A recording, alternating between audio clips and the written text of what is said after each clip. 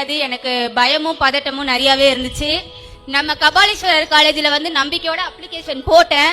எனக்கு சீட்டும் கிடைச்சிருச்சு. ஸ்டாலின் அப்பா வந்து நம்மளுக்காக கல்லூரி வந்து கட்டித்தரது வந்து இன்னும் பெரிய மகிழ்ச்சி. அதுக்கு ரொம்ப நன்றிங்க ஐயா.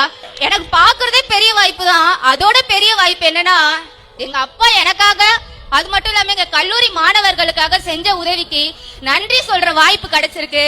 ரொம்ப நன்றி அப்பா.